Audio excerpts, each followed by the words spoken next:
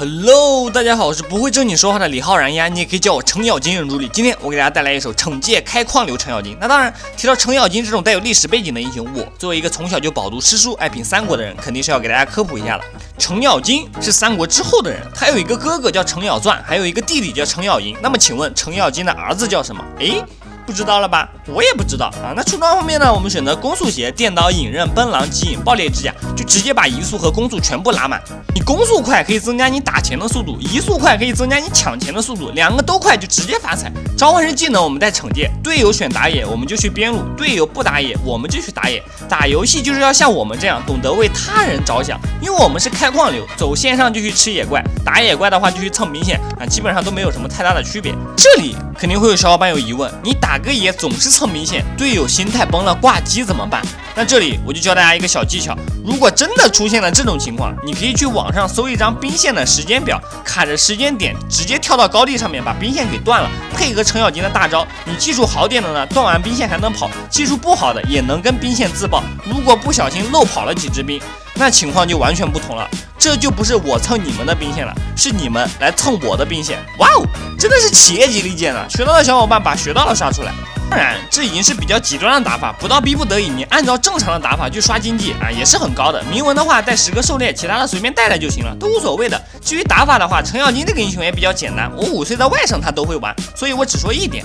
程咬金刷野的时候可以尽量把血量控低一些，因为程咬金血越少，攻击力越高。你残血的时候2-3刀一只野怪，刷得非常的快，经济也来得非常的快。不要迷恋打架，只会耽误你刷钱的时间，因为游戏都是有蝴蝶效应的。你前期有可能比别人多刷了几只野，多买了一把铁剑，那你打钱的加速度就要比别人快。注意，不是速度，是加速度。你加速度一快，那你们刷钱的速度就不在一个层面上。你一旦打架，这个节奏就会乱掉。其实你经济刷起来之后，杀人跟刷野是没什么区别的，都是2刀1个。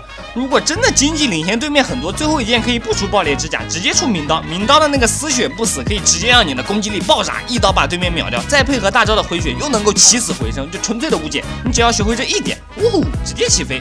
那当然，这么厉害的套路肯定要有一个符合他气质的名字。我管今天这首开矿流程咬金叫做左安狂人。害怕的小伙伴把害怕刷出来。那我上期视频的情感经历讲到了，我创了一支战队，并带着那个高冷萝莉开始了城市争霸赛。当时因为我们建队的时候只有4个人啊，所以要在网上招人，还是有很多人想要参加的。因为有很多那种1个人想去参加，但是凑不齐5个人的，就会在网上去找战队。到时候打比赛的时候再一起赶到那个地方。招人的时候就有一个很漂亮的女孩，还是我们一个学校的，要申请加我的战队，我就异常的心动，很想让她加。虽然说她的段位只有白金，但是人家长得漂亮呀。但是我的3个队友就死活不同意，因为他们是想赢的，每天就在看阵容以及什么打法。但是我这边本来就是去追那个高冷萝莉的，输赢根本就无所谓的，还不如让爷再多认识一个妹子。但是没办法，孤立无援，别不过他们。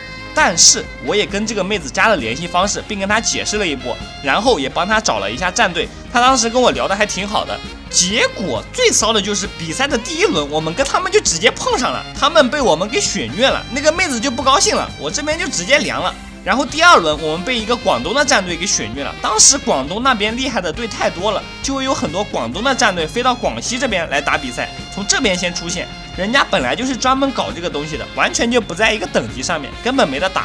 早知道是这种情况，还不如让那个女孩子加到我们战队，跟我再多熟悉熟悉。这件事情我一直记到现在，因为她是真的很漂亮。还好我跟高冷萝莉那边，大家这段时间每天都在一起打训练赛，吃饭聊聊天，感情进展的还不错，不然真的是肠子都要悔青了。当时我们的关系就是进展到那种聊天有点小暧昧，他平时生活中有什么烦恼或者说不开心的事情也都会跟我说，只差最后一步了。但无奈的就是要放寒假了，就是这个寒假让我花费了这么多心思的女孩子还是没有追到手，因为我跑去奔现了，也算是我人生中第1次的网恋奔现。那具体情况是怎么样的，我又是跟谁奔现，我们今天也是讲不完了，等到下期再谈。喜欢的小伙伴记得1键3连哟。还有我每天晚上7点半都会在 B 站直播，视频没看够的欢迎来看直播，爱你们哟。我